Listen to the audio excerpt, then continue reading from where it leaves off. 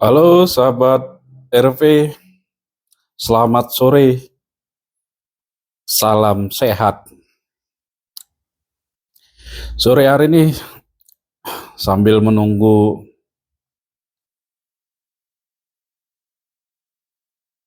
bukber, kita akan membahas mengenai hal sepele tapi penting, yakni mediasi.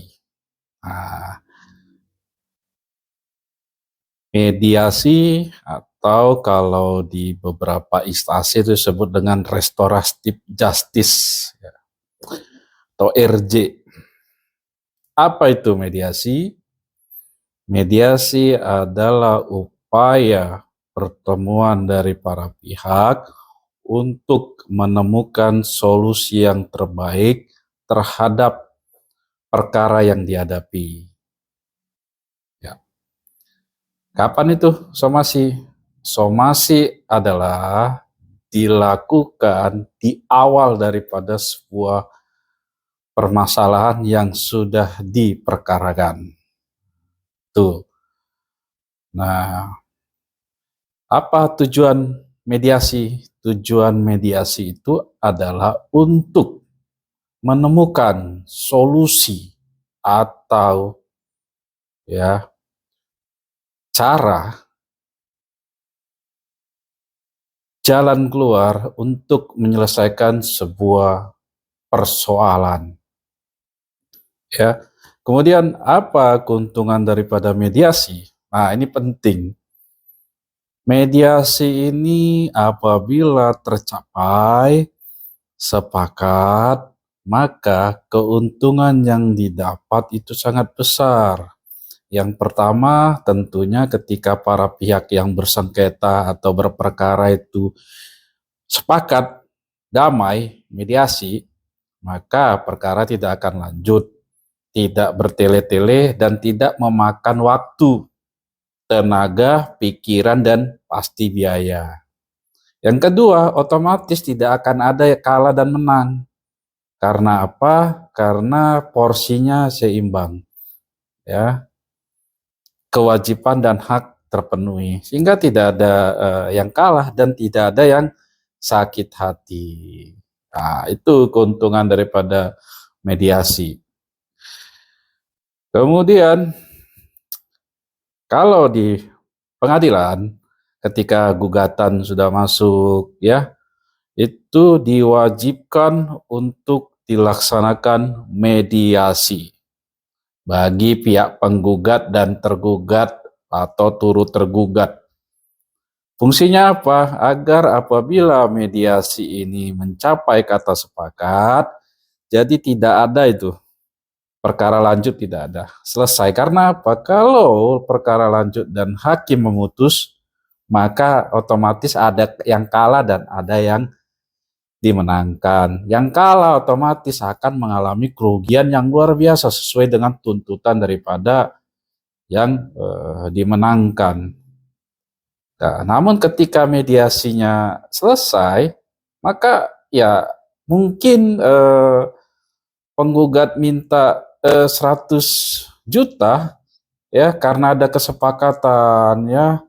Jadi bisa berkurang jadi 50 juta atau 100 juta seketika dibayarkan mungkin karena kesepakatan mediasi tersebut maka berkurang ya bisa dicicil 5 kali. Nah, sehingga sangat meringankan. Oleh sebab itu maka di pengadilan itu wajib hukumnya dilaksanakan dulu mediasi baru ke agenda berikutnya.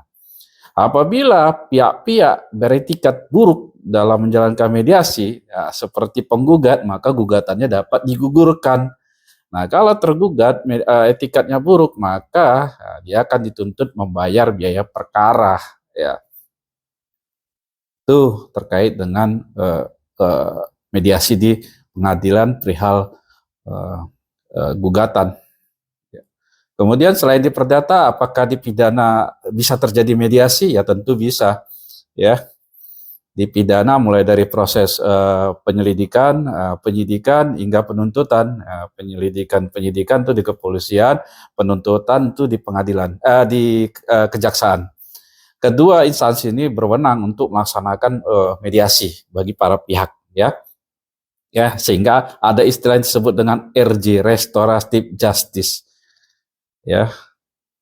RJ ini sangat penting karena apa? Ketika korban ya dipertemukan dengan pelaku dan ditemukan titik temu, maka bisa berdamai dan tidak perlu lanjut, ya.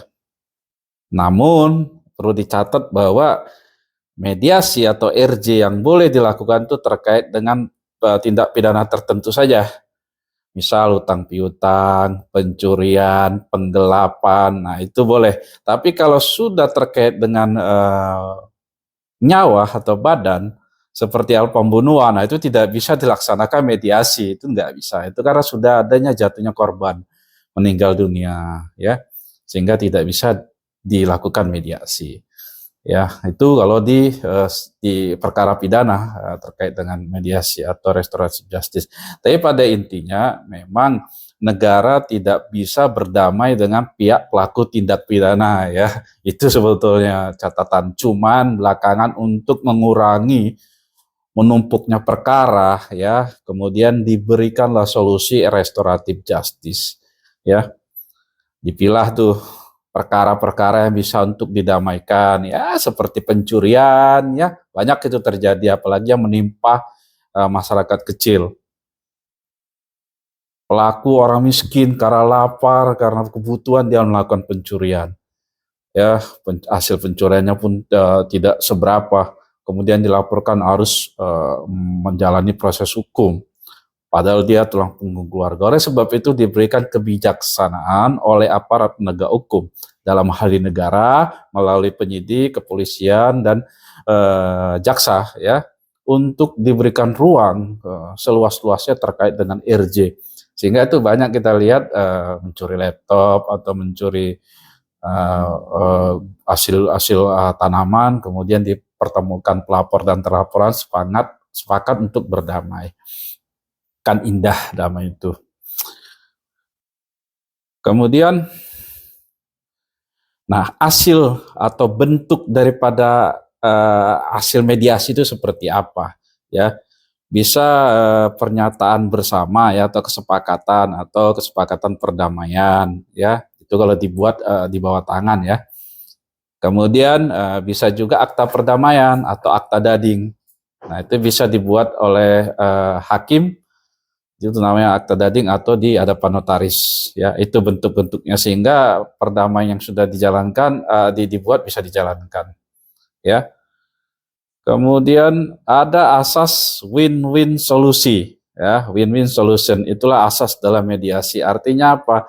Tidak ada yang menang dan tidak ada yang kalah, semua menang kalau mediasi sepakat, ya. Itulah win-win solusi, ya, solusi untuk memenangkan kedua belah pihak, ya. Kemudian biasanya kalau di pengadilan itu ada yang namanya mediator. Nah, mediator ini adalah orang yang memfasilitasi, yang menjadi media, ya, antara penggugat dan tergugat untuk mencapai sebuah kesepakatan. Oke, itu gambaran mengenai tentang mediasi dan bagaimana pentingnya. Ya, sembari mengisi waktu kita sharing-sharing sedikit. Oke. Selamat siang, salam RP, salam sehat.